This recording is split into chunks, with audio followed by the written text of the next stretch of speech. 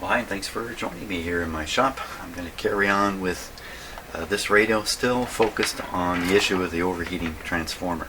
So my research, just to remind myself about how these things work, this transformer, it's pretty big, isn't it?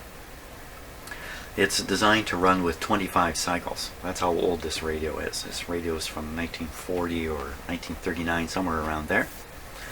And in this part of the world, in Canada, in southern Ontario, coming from Niagara Falls, was 25 cycle power.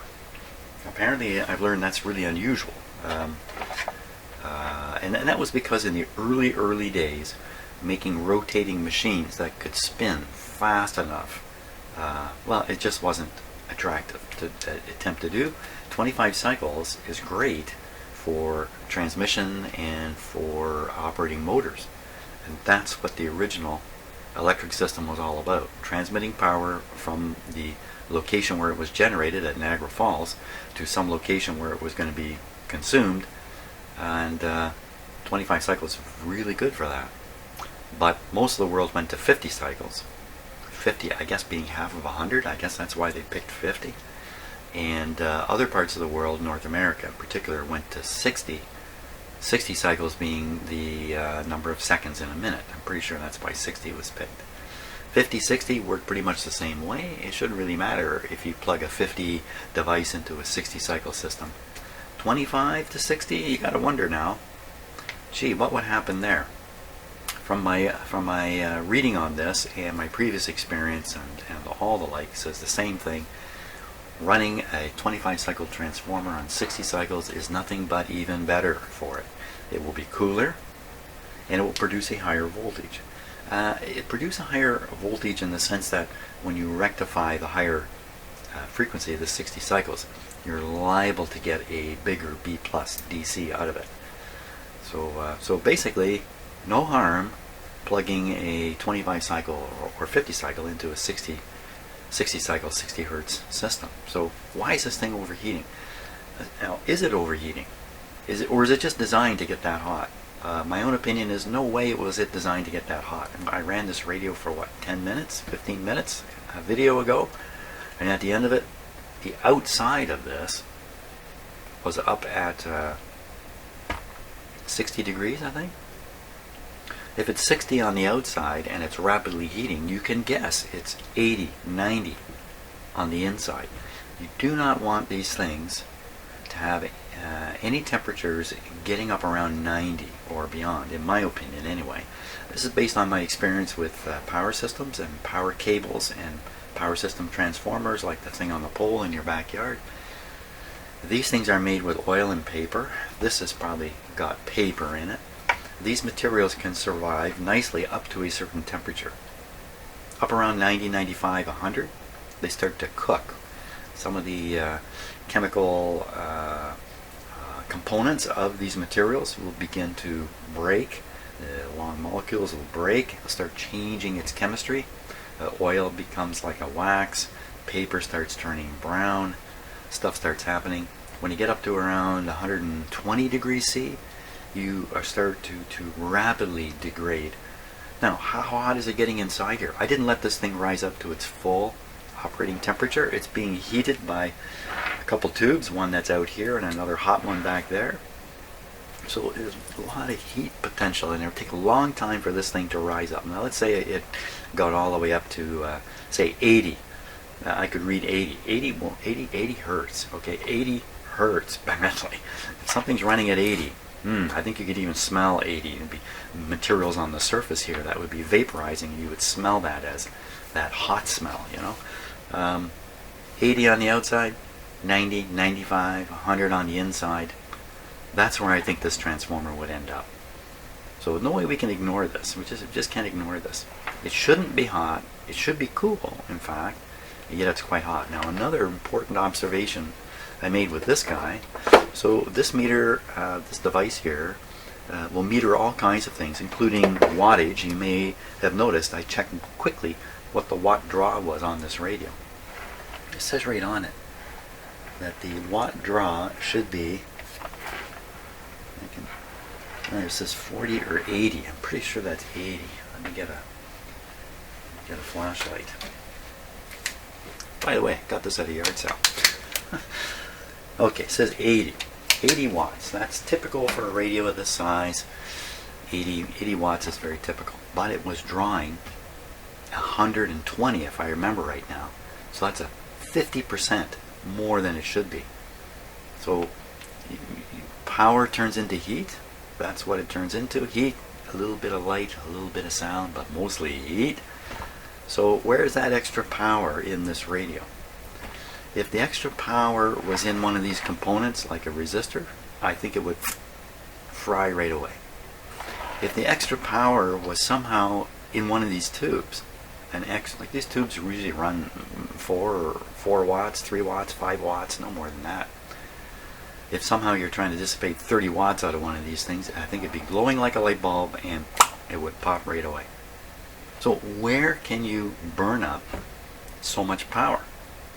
You can burn up some of it in this coil here, but I felt this. It wasn't getting hot.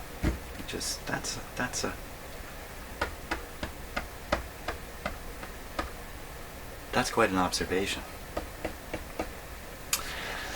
All the power, all the high voltage DC power that's getting into this radio is passing through this coil.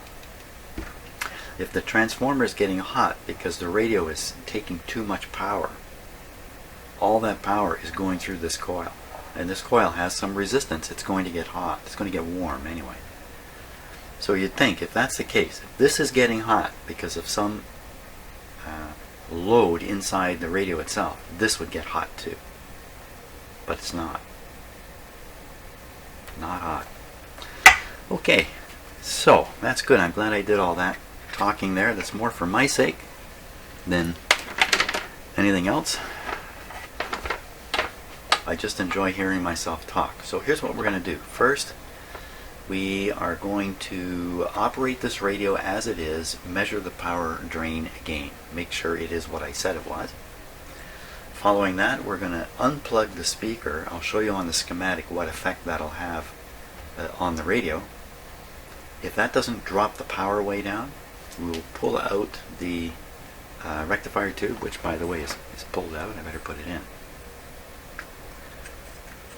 And we'll see if that drops the load on the transformer as measured by the total watt drain. I guess I better plug it in too. Let's see if I can bring this over here. We can get a little better look at it on the camera. At least I think we can.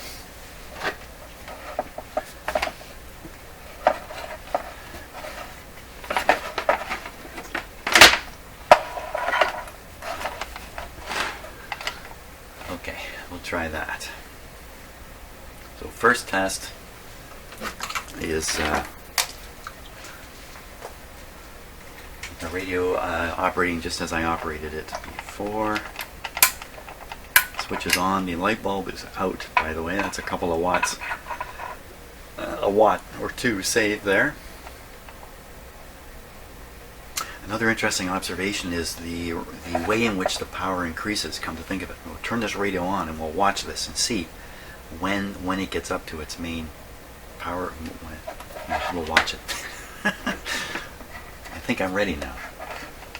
I can hold that like that. Hopefully that's going to come across nice and clear. This thing needs a certain amount of voltage from the power line to operate. So it operates around 70 volts. It starts operating. But anything less than that, there's a chance this won't even be on the screen. Not to worry though. So I'm going to start the radio up with some power restriction from the dim lights you can see back here. Just briefly. Just in case something has happened. Then we'll go full power and we'll start watching this. Here we go. Okay. Looks good. So that's reading voltage 54, 55, wattage 28. There we are. Here we go, full power. What's it going to do? 50, 140, 130. Got up there pretty quick, didn't it? And there's the radio. Okay, let's kill it. That's roughly double the power drain that this thing is supposed to have. That's a very, very bad sign. One of the possibilities here is the transformer itself is defective. It has a winding short inside it. I'm just really hoping that's not the case. So we'll continue with the plan. Let me jump onto the schematic here. We'll take a look at it together and I'll show you what these two changes are going to do in terms of the load on the transformer. Okay, so here we are looking at the schematic for the radio. Look down here at the power supply. Here's the transformer we are so concerned about now. So first step is to pull out the speaker. When I unplug the speaker, this field coil gets pulled out and this goes open circuit. So the feed from the transformer, high voltage side, is restricted to reaching this capacitor and basically nothing else. So none of this gets energized. So all this is doing is feeding basically this capacitor and the tube here. Now, this filament, which is heating the tubes, is still operating. This this winding, which is operating this tube, is still operating too. If there's a problem here or here, which I can't imagine what could happen to these, that would enable the radio to work and yet draw 30 extra, 40 extra, 50, 60 extra watts. That can't be here. So anyway, let's try this. I'll pull this out. Okay, and then after doing that and reading the power drain on the plug, I will then pull, based on what happens there, I can pull this tube out. Once this tube is out, then this is open circuited, the 5 volt here. This is all open circuited, the high voltage windings. And all that's left is this. 4 6.3 volt tube filaments. I could even pull all the tubes out of here if I wanted and absolutely unload this transformer. But let's go step by step. Here we go, step by step. Okay, first step is take off the speaker.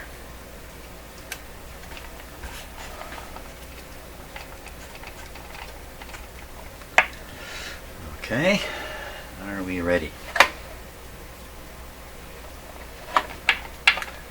Always the question. Okay, once again, starting with the dim bulbs in and then quickly out. I don't know why I would bother doing that, but force of habit. Still, look at the amount of power. Look at the amount of power here. 60, oh my gosh. 122 watts. Huh. This is looking bleaker by the minute, I'm afraid to say. Okay, we'll pull out the rectifier tube as planned. There it is. Now the only thing that this transformer is now powering is these tube heaters. Four tube heaters. Deep.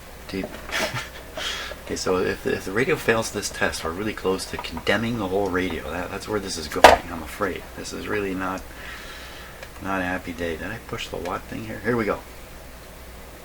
Now we'll go full power right away. Watts. 118, 110, 108 watts.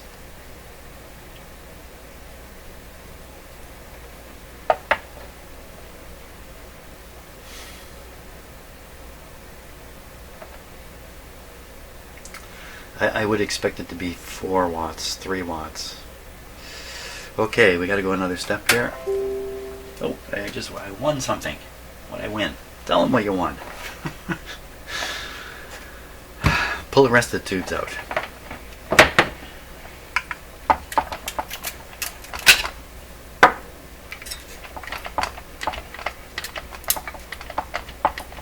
This one's really stuck.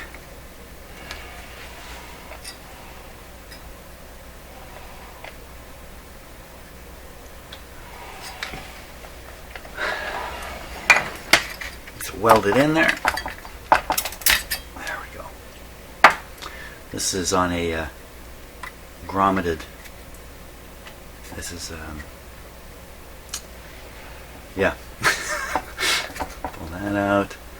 You know what I never checked? I never checked to make sure all these tubes were correct. Oh, the radio worked. The radio sort of worked. Sort of kind of worked. Okay, I'd know better though by now. Never trust. 6F6, that's correct. 6SQ7, assuming they're in the right place. I can't read that one. Probably a 6SK7. Looks like 6SA7. They are all correct. Correct tubes. You ready again? Another deep breath here. At this point, there's basically nothing being powered by the transformer. So it's nothing but a primary winding going. You know, unless there's a hidden short in here. A hidden short right in the wiring of the basically it would have to be in the socket of the rectifier. It's 60 watts, heats stuff up quickly.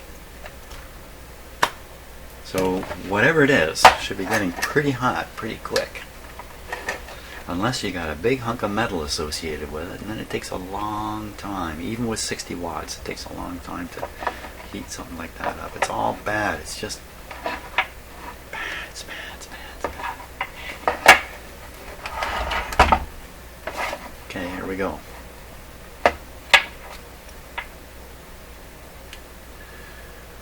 Fire on. Oh, excellent. You notice? Oh, not so excellent. Take it back. Too excited here. Let me turn on the dim lights, because the dim lights are just like this. If those dim lights come on bright, we're cooked. Is that bright? I don't know.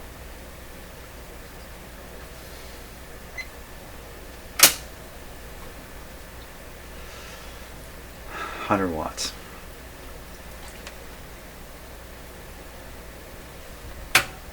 100 watts.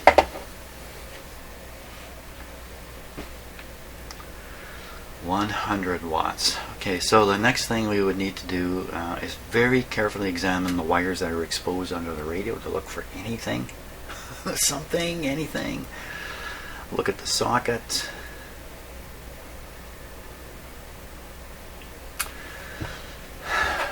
You can tell, like, you know where this is going. It's going to become the 10-minute radio. You can run it for 10 minutes.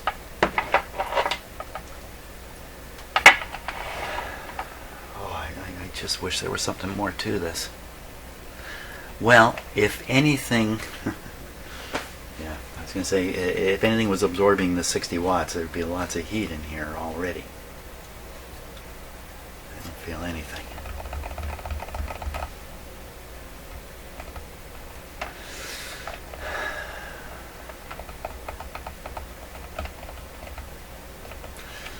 We shall ohm out the windings. I have the resistances that they're supposed to be. I checked it earlier. Didn't we find the high voltage winding was a little low? Supposed to be 1,000. Let's put this where you can see it. 1,050, wasn't it? Wasn't it 1,050?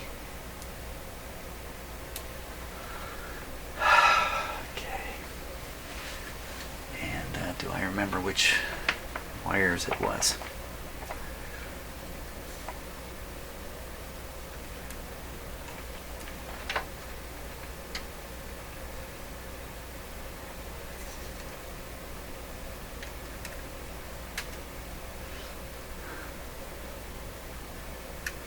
$975.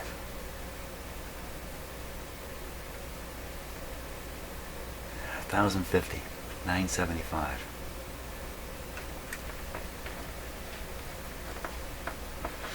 The other windings, the heater windings, there's not much to them. So the resistance, it isn't even written in the manual. It's so low. it's unrealistic to read it.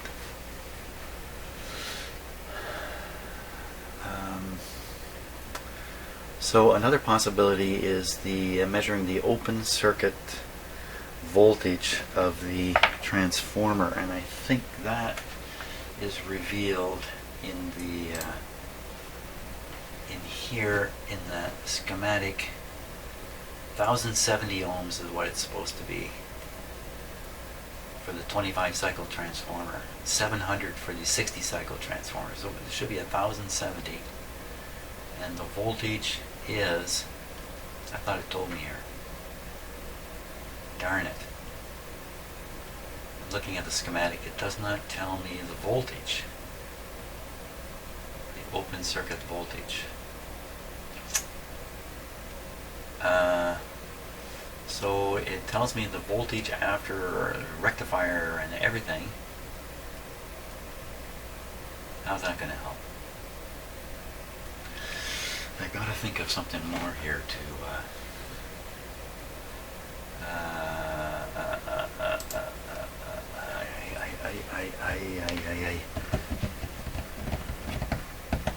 well, you know, what about the primary side? Is the primary side written on here? It is.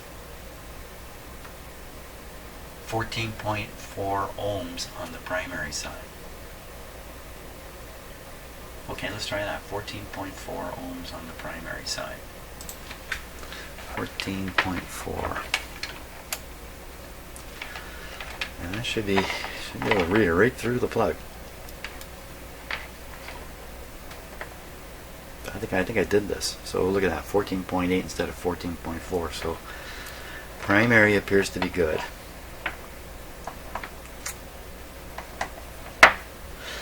So if you have some windings that have shorted out, let me just explain what's happening here, especially Mr.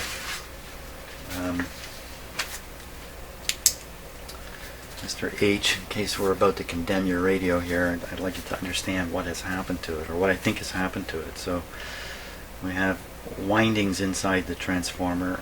I know you know a little of this stuff, so I won't go into great detail of what all this is. You have 3 windings on this side, but I'm just going to show one of them. That's the high voltage winding. There are many more turns than this winding. It has a little center tap thing here. So when you pass electricity through here, it causes action in the other coil, magnetic action, and you end up with electricity here. And you can change the pressure of the electricity through the transformer. That's really what you're doing with it.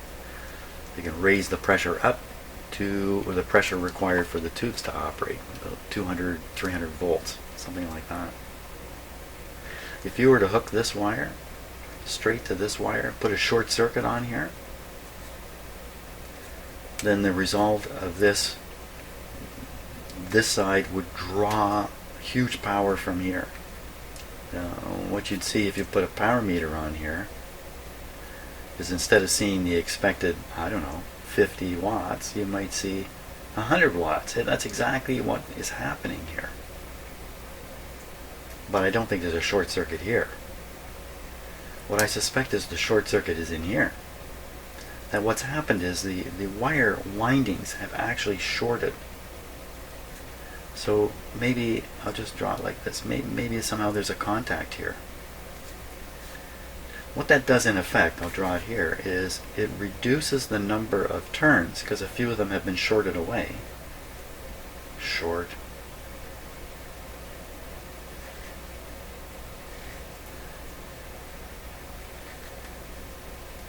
So if you read the resistance of the full thing, you might get 1070 like they're saying. But when I measure this, I don't get 1070. I get, what was it, 925? I can't remember now. 925 ohms? Because a couple windings are missing in here. They're shorted. They're still there. In fact, this is the whole problem. They are still there. They now look like this. If I draw it, this is a terrible way of drawing it. They look like this. They look like an isolated little transformer. They look like a little transformer with the output shorted. I kind of drawn it backwards, haven't I? But it doesn't matter, you still get the point. Picking up the power and shorting it. Consequently, these windings take a lot of power. There's almost no resistance here. And there's a turns ratio thing. Remember I mentioned you can have so many turns in the winding here, maybe twice as many here, you get twice the pressure out of here. So here you have only 1 or 2 turns. So consequently the pressure in here is very low. It's only 1 or 2 turns versus hundreds here. But that low pressure is enough in a short circuit to push current through here and heat this thing up. This thing becomes a heater built into the transformer. You have no load here. Like I could do right now, the radio is set. Has no load out here. There's no power being drawn from this coil into the radio. Yet 100 watts is disappearing in this affair. We measure the primary resistance. It's very close to the expected resistance. But as I said, we measure this and it comes out lower. So what do we do? What do we do now? What do we do now? The potential here, it's a bad word to use, there is the potential for this to get extremely hot inside, deep inside the transformer, making that whole great big transformer heat hot from a little tiny bit of wire inside that transformer. You can imagine how hot that wire has to be. That hot wire inside the transformer, if it's up over the 100, 120, 130, it could easily be way above that too, will burn the materials that the wire is in contact with, ultimately spreading the fault further and further in the transformer. Eventually, a cataclysm will occur of some sort. The nicest cataclysm is you pop a fuse in your fuse panel or your circuit breaker in your house. A less happy result is this thing will get so hot you start a fire. Chance of that? Supposedly you are operating the radio, you are listening to it, you are smelling it, it is reeking of burning. I am going to explode for a long time before it actually does. So you turn this guy on and go out in the backyard and forget about him. You come back in an hour or two, you might have a blazing fire. That is really the state of affairs here. I'm sorry the video is just dragging like this, but I really really don't know what to say, other than this guy's got to go. That's not an easy affair at all. The normal way people approach these kinds of problems, this is a killer problem in this radio, is get another radio exactly like it. Take the transformer out of that radio and put it in here. Okay, another step is try to find a transformer that's suitable. You know, there probably are quite a few that are going to have a 5 volt winding, 6.3 volt winding, and sufficient high voltage to operate this radio. But bolting it in, making it fit, dealing with the wires, this really is one of the worst kinds of problems you can have in a radio like this, unfortunately. So, I'm going to stop the video at this point, ponder the situation. Comments very welcome on this video. Comments very welcome. Maybe there's some trick somebody knows, put it in a liquid nitrogen bath or something. I don't know, somebody may know a trick here for this. But at this point, it's not much use in me going forward until this disastrous situation is corrected. Or am I completely wrong? What if you watch this and gone, Jim, you're right off base with this completely. Don't panic. Run that radio. Let the thing get hot. Don't worry about it. Carry on. Carry on. I don't know. Okay, well, thanks for watching anyway, and we'll catch you on the next video. Have a great day.